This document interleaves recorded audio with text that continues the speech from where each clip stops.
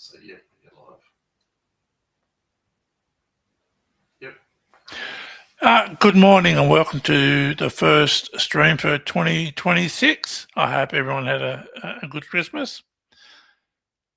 I want to talk about a couple of things today. The first thing I want to talk about is over the last few years, I've been asked one question multiple times by different people, and it's this: do you think we'll end up back in institutions? Do you think we'll lose our rights? And I've always said no, but I don't know. The last 12 months, I'm really starting to rethink that answer that I've given previously. We just don't know where we stand anymore, especially with the Albanese government. You know, they were supposed to make all these changes because of fraud, and they've just used that as an excuse to cut people's funding, to save money, so they look good to the electorate. Now, I read an article the other day saying that 1/3 of people who had plan reviews, 1/3 of these people who had plan reviews have had their funding cut by 22.5% on average. Now, is that servicing people with disabilities, or are they just bowing to public pressure? And I've said in the past that the NDIS is a privilege; it's not a right. We're lucky to have the NDIS. It's done a lot of great things, but it's been so badly run by the government. They've completely stuffed it up year after year after year. And now they're just whinging and whining about the money it's costing. Will people be forced to live in sills or SDAs? And I've got to say, yes, it's happening now. I read a report again just the other day where people who are on, a package of $1 million plus, the service providers aren't letting them go. They want to leave the SILS housing. They won't let them. They choose to leave. That choice is being ignored by service providers. And according to this newspaper article, the government knows this is happening, but they're not doing anything about it. Why? Are our rights any less important than anybody else's? I mean, you look at the government, they vote on their own pay increase. They vote on how much they're going to get. They vote on the increase to their superannuation. We're not talking about a $5 an hour or $2 an hour increase. We're talking about $50,000, $60,000, $70,000 a year increase. Plus, they get all their freebies along the way, like free travel for their family because they work in Canberra. Now, I don't agree with it. If you choose that career and you've got to go to Canberra 2/3 of the year, that's your choice. That's your choice. That's not ours. That's like a salesman who travels around the state or in the country selling an item for a company. Do they get to have their families tow along at the cost of the company? No, they don't. That's their choice to work in that environment. And it's not like politicians don't earn a huge income, hundreds of thousands of dollars a year. The superannuation contribution is huge.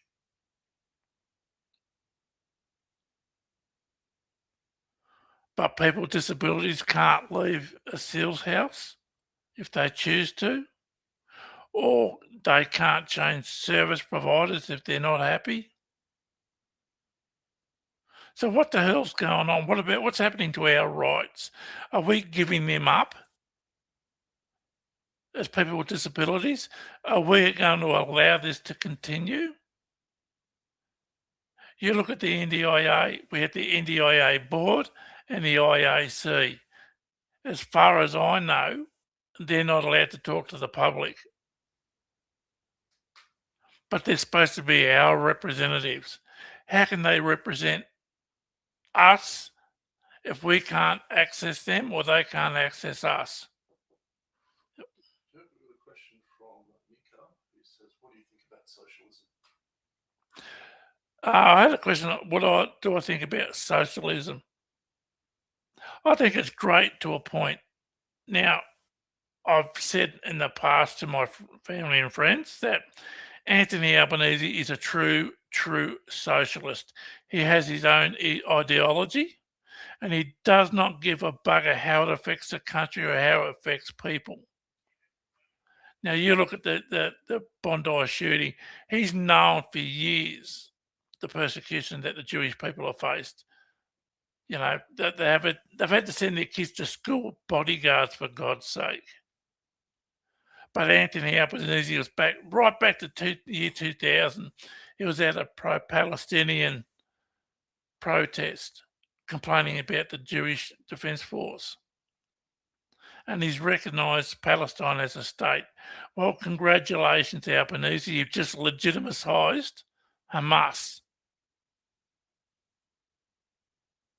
Now, for those people who don't remember this, and I've actually seen this on TV in my own two eyes back in the 80s, Hamas withheld medical, food, and water supplies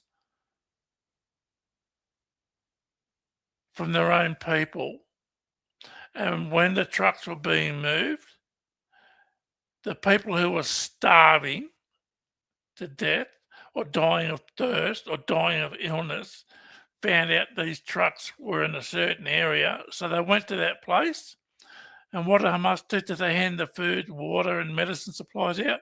No, they didn't. They shot their own people, shot them down, killed them, women, children, and old people. This is what Albanese is standing up for, Hamas. Hamas wants two things: to get rid of Jewish people and money. And if you don't believe me, I'll give you another example. Yasser Arafat fought in the 6-Day War, which the Arabs lost against Israel. After that, Yasser Arafat started the PLO, the Palestinian Liberation Organization. Now, Yasser Arafat wasn't Palestinian, he was Egyptian. He came from a poor farming family. And he started the PLO. And when Yasser Arafat died in 2004 in Paris, he died a billionaire. His family was fighting for control of the money. So he went from a poor Egyptian family to being a billionaire as a terrorist. Does Albanese truly think, does this man who has a degree in political science think Hamas are going to give that up, the leaders of Hamas? No, they're not.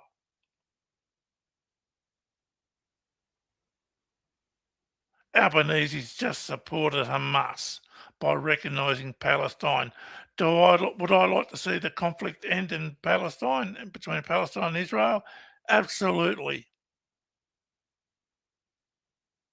Absolutely, 100%. This has been going on since 1948.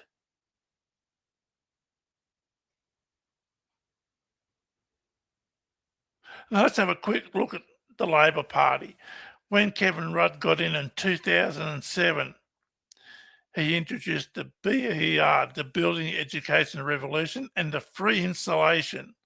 Any house in Australia that didn't have insulation, he was providing it for free. And how many people, young teenagers, did that kill? Unlicensed, unexperienced people putting insulation in the roof. I don't know, it's about 8 teenagers died, being electrocuted, climbing up in those attics, in the roofs, installing insulation. Well thought out plan, Rudd. You're a terrific Prime Minister. I've always said, I think, in my opinion, Rudd was the worst Australian Prime Minister we've ever had. Albanese's overshot him dramatically, in my opinion. Albanese gets in. ignored the warnings to the Jewish people. And look what happened at Bondi last year. Now, the other true socialist, like Albanese, was Adolf Hitler. Not only did he murder 6 million Jewish people during the Second World War, he euthanized over 70,000 people with disabilities. He euthanized under the eugenics program, he euthanized the old people, people with genetic disorders. Hitler was a socialist.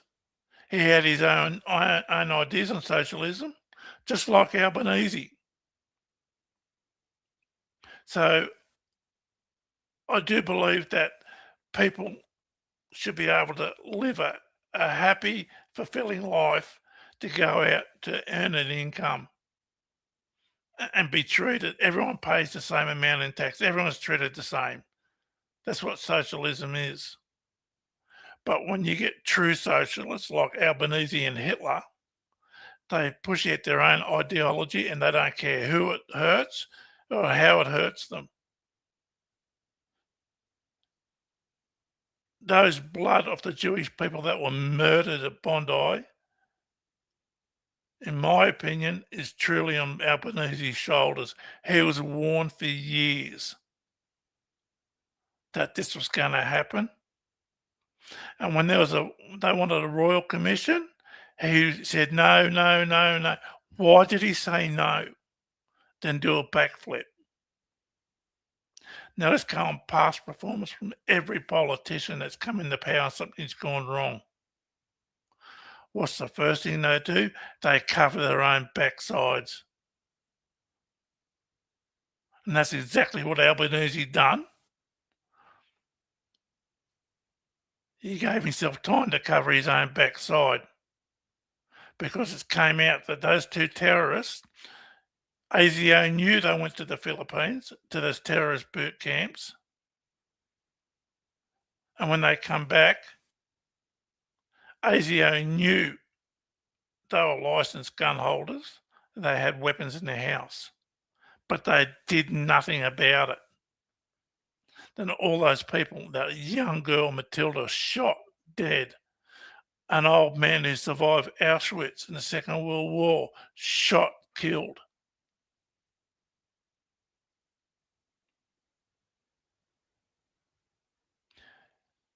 Albanese, in my opinion, is nothing but a disgusting human being. He's come out with his green energy ideology. Yes, we need to look after the environment, but at what cost? People can't afford to pay for electricity and pay insurances and pay for education and pay for health. I remember when Medicare first came out in the 1970s, when Gough Whitlam brought it in. You could walk into any doctor's in Australia, whether a GP or a specialist, and not pay a cent.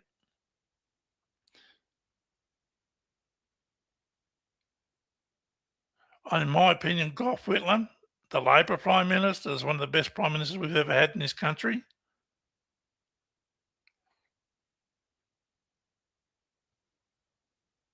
But Albanese has his own ideology. He wants to do green energy for Australia. We just don't have the infrastructure for it. The technology is just not there. The cost of electricity has gone up 40% since he's been in power. And how's that affected people? Well, businesses are closed down because they can't afford to run their businesses. Manufacturing is not existent in this country because of electricity. Why can't we just phase this in gradually? Why do we have to jump in both feet? The cost of living is so damn high because of electricity. The price of manufacturing goes up, so the price goes up to the customer.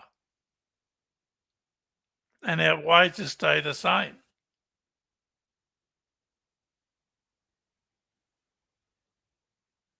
So, yes, even though I do believe in socialism, I think it's great. A capitalist socialist country is what we live in, but there's got to be a limit to it. We can't put more pressure on families just because Albanese wants green energy, you know, just because he has his own ideology. He doesn't care what it does to the country or who it hurts. You know, if I could bitch slap that mongrel, I would.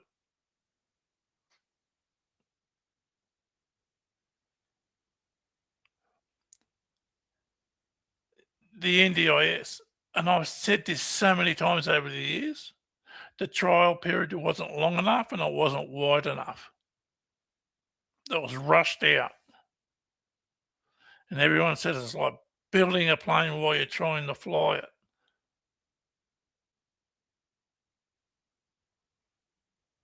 What a bad way to phrase it. The NDIS has been the best thing for people with disabilities ever.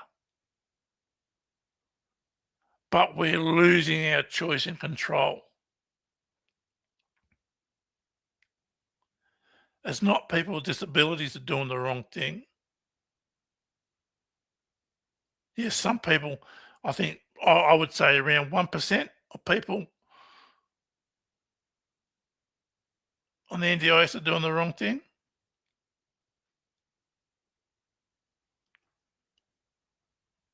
But what the government's doing now to it is undermining all the great work and all the stuff that the excellent stuff that is brought to it, people with disabilities. They're just ruining it.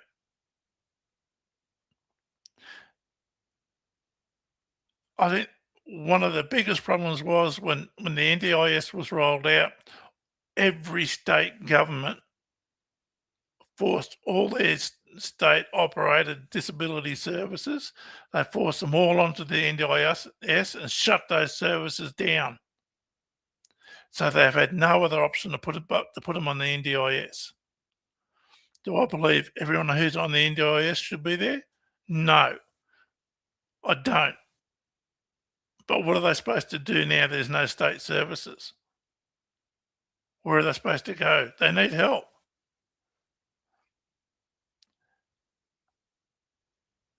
You know, it's not just the Labor Party has done this, but the coalition's done it as well. It's just been so badly mismanaged by the government, but they're quite happy to spin the rhetoric and blame people with disabilities. You know, these politicians remind me of a child that does something wrong, and the parents see them do something wrong, but they deny it. No, it wasn't me. I didn't do it. And I think every person in this country is so sick of the Labor government and so sick of the coalition just continually spewing out lie after lie after lie, deliberately misrepresenting the truth and putting a spin on it to deflect from their own stupidity and their own mistakes and blame it on people they shouldn't be blaming it on. And people are getting sick of it. Now, just after the shooting in Bondi, I said to my wife and said to my friends, you watch One Nation jump up in the polls now because the people in this country have had a gutful of the lies and deception and the spin that the government puts onto everyone and everything.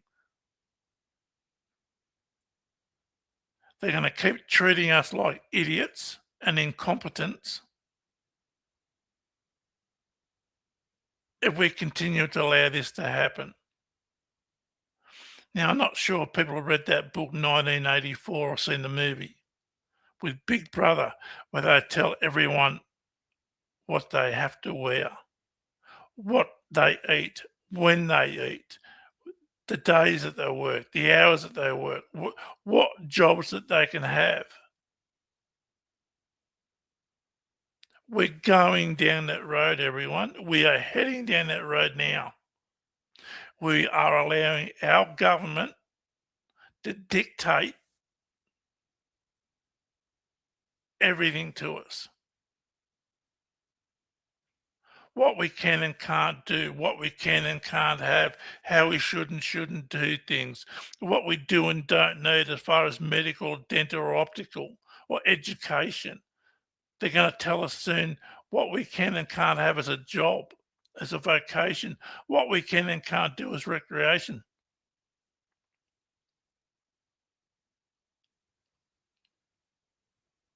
We are heading down that road now. If you don't believe me, look at Trump, what he did to Venezuela,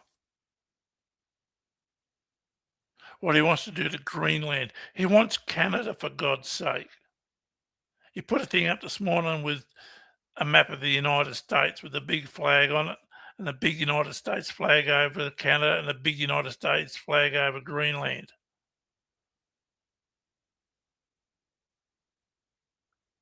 How is Trump any different to Putin? What Putin's doing to the Ukraine? And I'm telling you now, you watch. China's been wanting Taiwan for decades. They're going to go into Taiwan this year, and they're going to turn around and say, look what Trump did to Venezuela. Look what Trump's doing to Greenland. So they're going to use that as a green light to invade Taiwan, sorry. Then they're going to have complete and utter control of the world's computer chips. Can you imagine what it's going to be like? Now, I've got documentation here that I shouldn't have. When the government put up CCTV cameras in the NDIA office, bought them, installed them, then took them down because the Chinese could hack them quite easily. Can you imagine what it's going to be like when the Chinese get their hands on Taiwan and they can put whatever they want on those chips, and they could have Trojan horses in every computer, every tablet, every television, every phone, smartphone, everything that has a computer chip in it, they're going to have access to.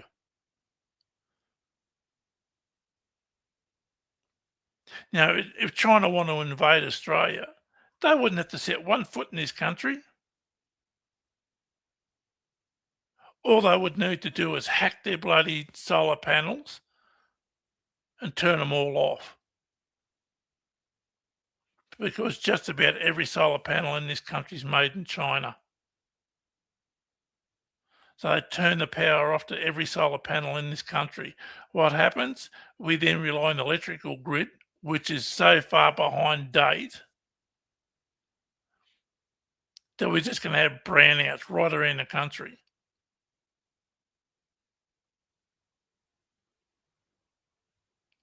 And what happens if there's no power? No telecommunications. No way to transport. No way to get fuel around to the country. People will run out of electricity. People will run out of fuel. We won't be able to run hospitals and schools and dentists. We won't be able to run the government. Now, last year when the third highest Chinese person in the Chinese government come to Australia, the government told everyone to turn their phones off and computers off because they were worrying about being hacked.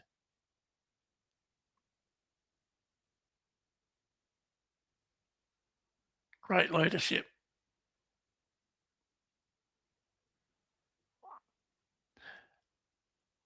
Albanese needs to go. We need to be standing up to the government.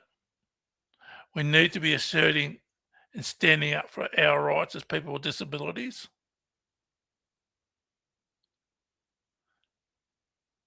We shouldn't let the government be telling us what we can and can't do. We don't work for them. They work for us. Now, I know every person with a disability in this country who solely survives on the disability pension.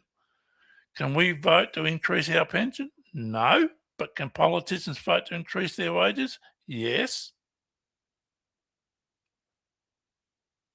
How dare those slugs in Canberra tell me what I can and can't do, or tell anyone what they can and can't do?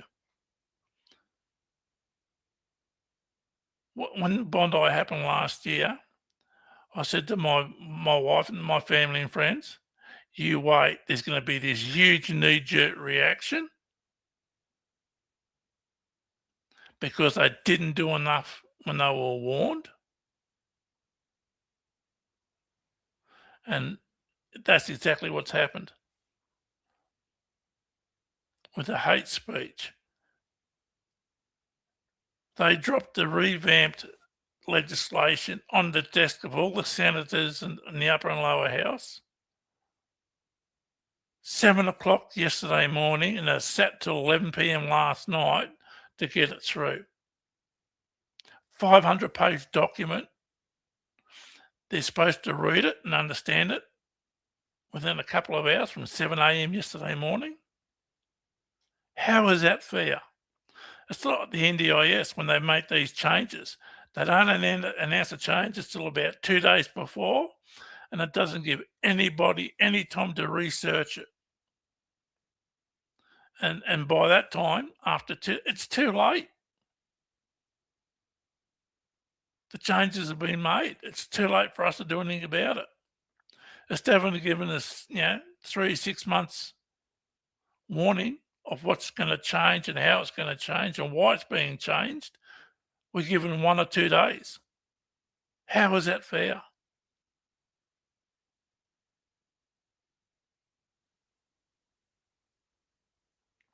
Now, the NDIA board and the IAC is supposed to be our representatives. Has anyone ever spoke to them in an official capacity? I've reached out and I've sent out request after request after request to talk to someone from the IAC or the NDIA board. Not one response. I've probably sent well over a dozen requests to the IAC, not one response. So how can they truly represent us if we can't access them and talk to them? They're appointed there by the government. So they only appoint yes men and lick spittles to those positions to do whatever what the government wants. When is we, people with disabilities, are going to stop this from happening? When are we going to have our own true representatives to the NDIA?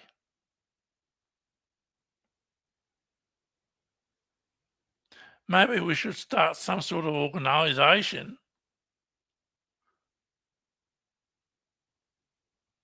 that we can elect to be our representatives to go to the NDIA and go to Canberra and say, this is what's happening. This is how your decisions are impacting us.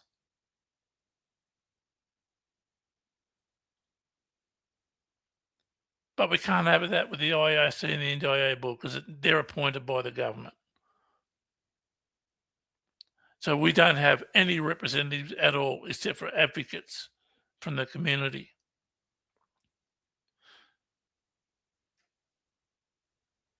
There's that organisation that's chaired by a former IAC member. Every Australian Counts organisation.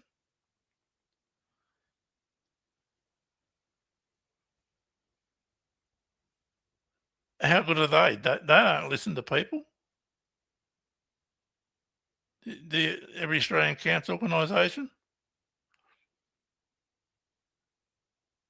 So what do we do?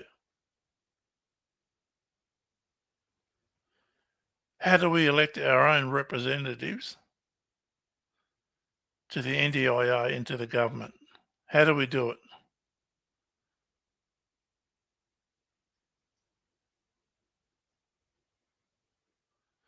Instead of having so many different peak bodies, why can't we just have one? one body that represents everyone, that are elected by people with disabilities and their families, support workers, carers. Now, I did an interview last year for Carers Australia. Carers saved this government, to their estimate, they estimate $100 billion a year they saved the government, carers. 100 billion.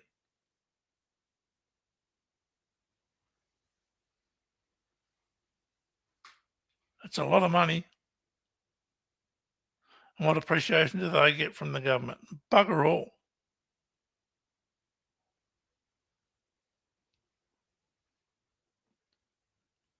Now, we are losing our rights bit by bit by bit. Every day there's a new law. A couple of years ago in Queensland, there was a young bloke called Jack Beasley who, 17 years old, got involved in a dispute in front of a nightclub and he was stabbed and he was killed.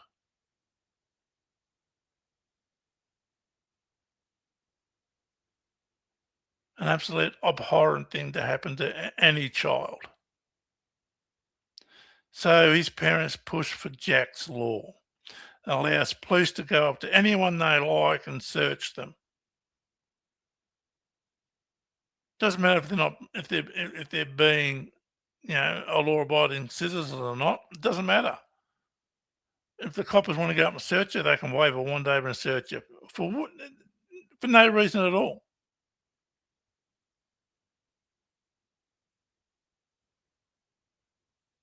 Don't we have the right to access our community, to be unaccosted by government, an extension to the police as part of the government? To walk down the street and not have to be worried to be accosted by Mormons or Seventh-day Adventists or Catholics or Jewish people or Islamic religions. Why can't we just walk down the street without being harassed by anyone?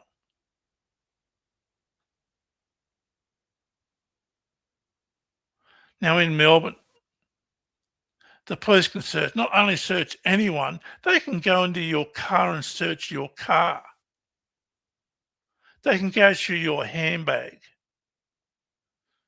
They can pat you down.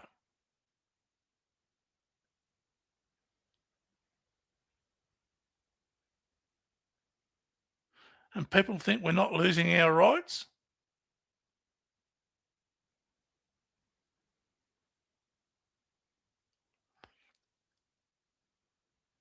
Where will it stop? What's the next thing that, male police officers will be able to pat down females in the street? Then the next step's a strip search, then a cavity search.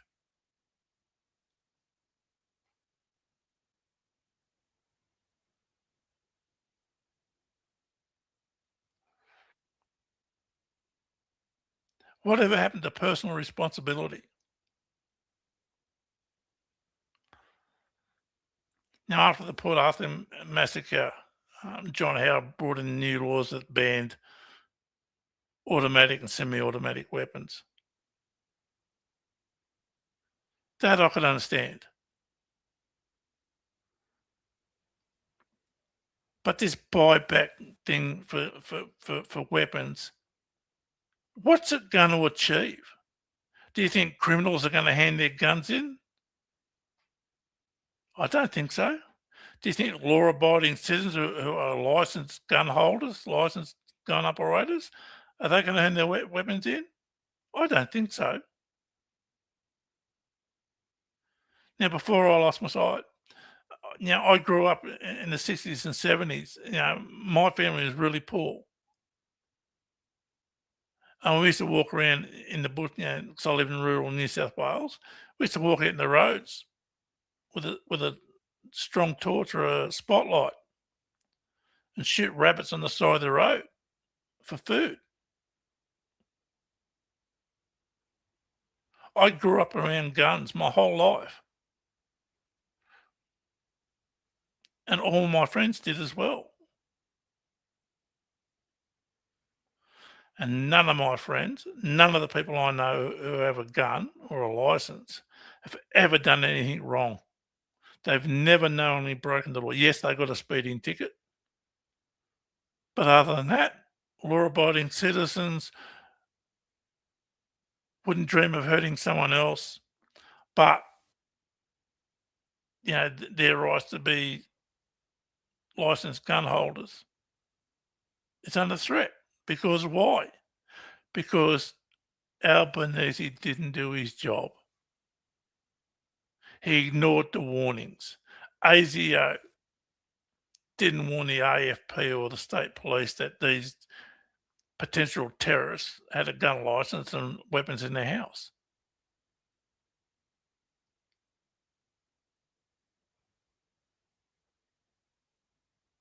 We are losing our rights every day.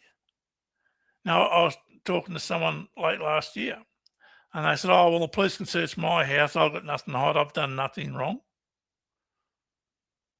And that's an attitude a lot of people have. But what's next after that? Just think back to the brown shirts days in the 30s with Hitler. That started from an idea, and it started with supporters and followers, and it just grew and grew and grew until we ended up with the Second World War.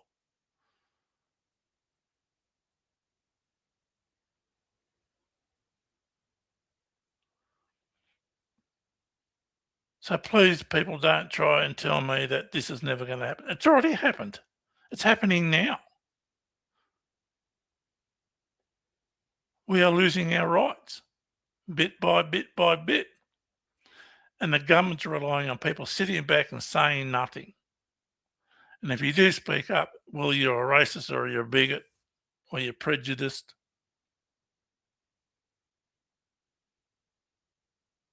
Now, a couple of years ago, there was two major businesses, national franchise, had come out and were using facial recognition. Now, if I had known that, I wouldn't have set foot in their stores.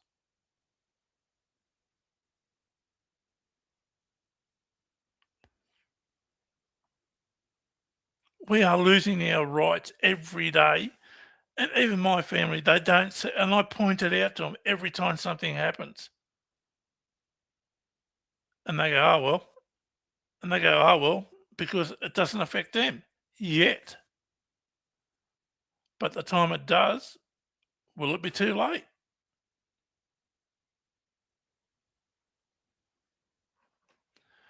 I don't know. What do we do? Do we just let it go? Then all of a sudden we have a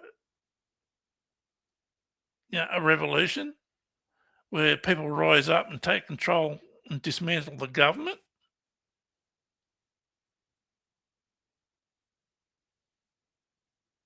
Or do we do it now and just say, we're not doing this anymore? Stop taking away our rights, infringing on our rights. Stop treating us like we're idiots. Because every politician does it. They treat us all like idiots. And just because they say something doesn't mean it's true. Even what I say. If you don't believe me, then please feel free, research it. Make up your own mind, but just don't close your mind off and say, "Oh, that's not true. That can't happen." It's happened so many times over hundreds of years. And we're just repeating the same old pattern yet again.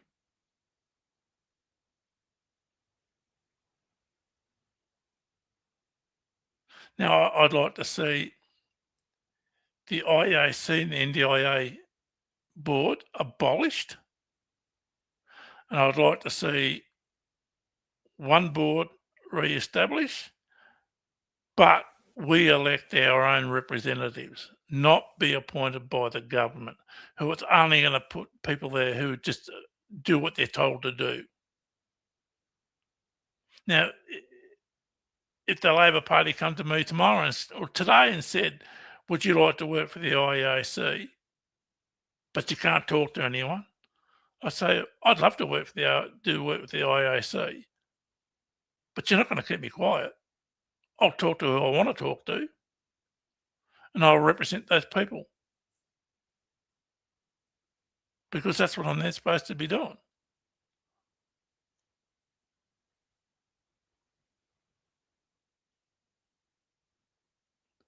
You know, it's happening. It's happening to us now. We're losing our rights.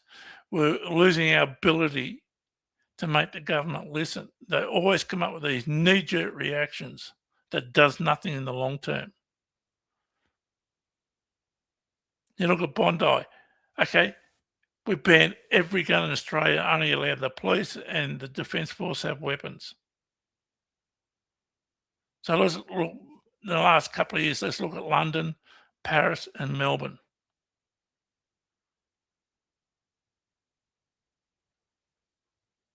People go on a stabbing spree with knives. Or they get in a truck or a car and drive through a crowded marketplace in the name of terrorism. Or they use bombs, suicide vests. Banning something is not a cure-all. Now, my support worker and I, last year when Bondi happened, we looked on the internet, and from 1979 to the year 2024, around the world, there were just over 249,000 people killed in the name of terrorism.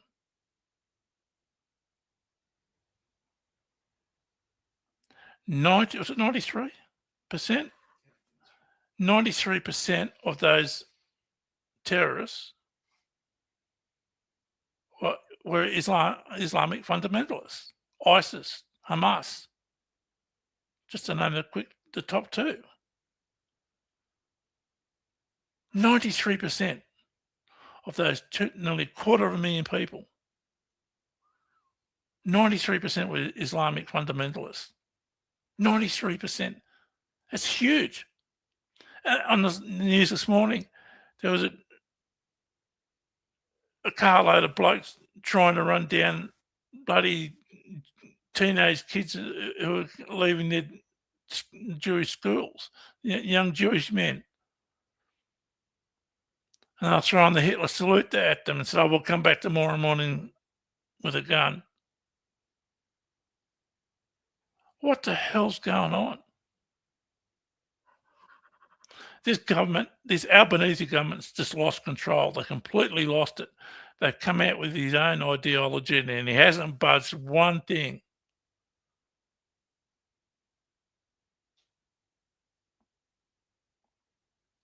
He's pushed us on the renewables at such a huge cost.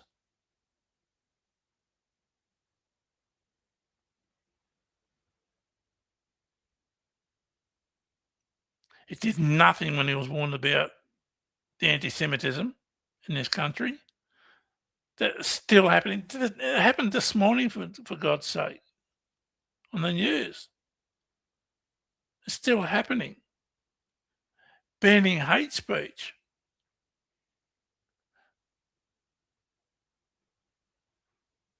Where's the cutoff point? You know, who decides what is and what isn't hate speech? I hate the Albanese government. Is that hate speech?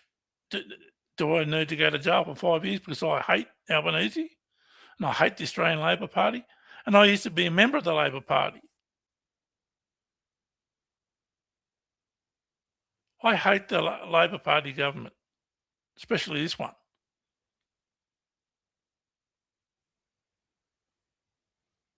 They've done nothing but hurt its own people since they've been in power.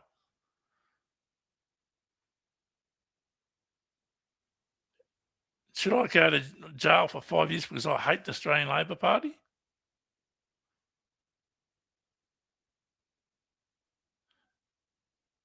In my opinion, they're no better than the Nazi Party.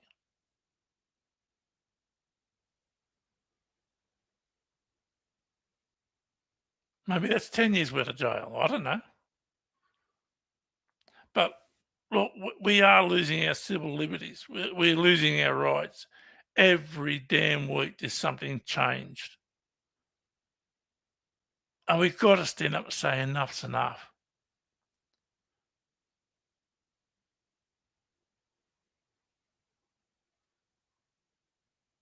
Let's start us with something small.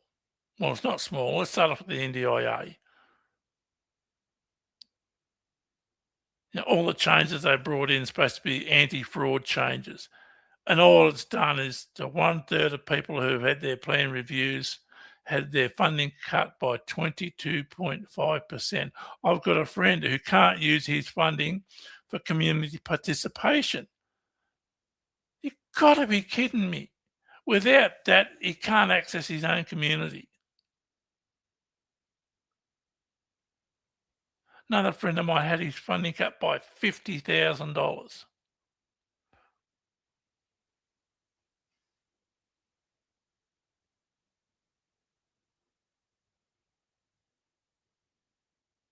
What is the IAC, the NDIA board doing about this? We never hear from them.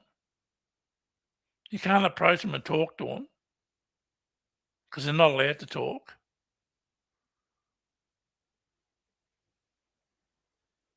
This new, the ICANN framework that they're coming out with now, it's all licensed proprietary. That means it's not transparent.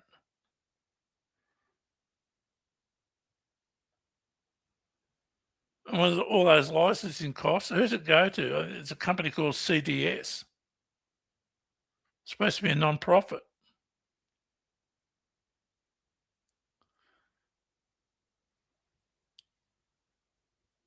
Anything this government does, any government does, I don't trust. I truly don't trust.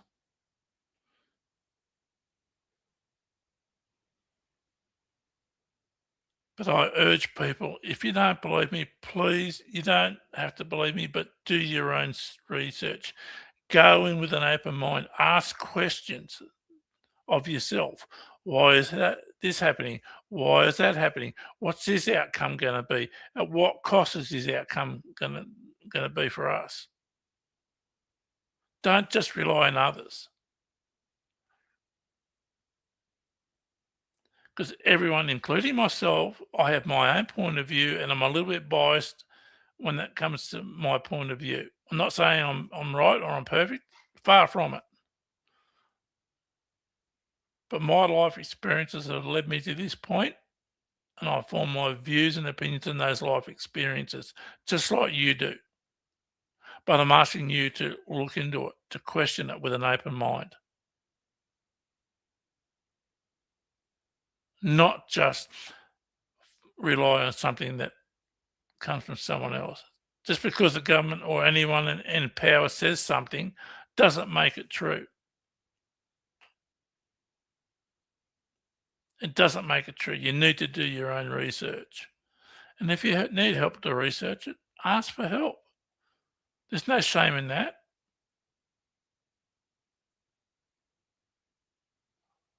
I'm not university educated. Like I said, my life experiences have got me to this point. And I learned from a very young age never to trust anyone. No, I trust no one. Not one person in this world I trust 100%. Not one person. And I learnt that before I was a teenager. So please, do your own research. Look into it with an open mind. Question yourself. Why is this happening? Why is that happening? What's this outcome going to achieve?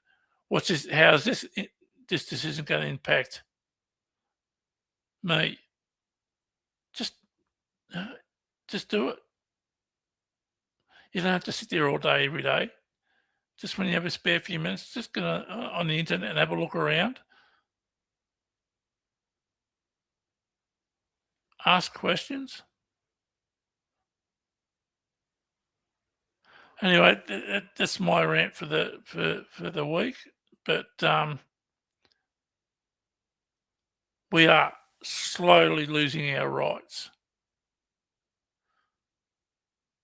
And just because it doesn't affect you right now at this point in your life, doesn't mean it's not going to happen next week or the week after that. It will eventually catch up. And by then, it may be too late. Just think about it. All right, Chris, I think that might do us. Thank you for joining today. I really appreciate it. And please hit that subscribe button, share and like the video, and select the notifications. So every time I do a live stream, you're notified. And if you want to contact me, it's blindadvocate007@gmail.com. If you want to ask me a question, you want me to look into something, or you want me to raise a topic or an issue, just shoot me an email. I might end it there. Thanks, Chris. Okay, thanks, everyone.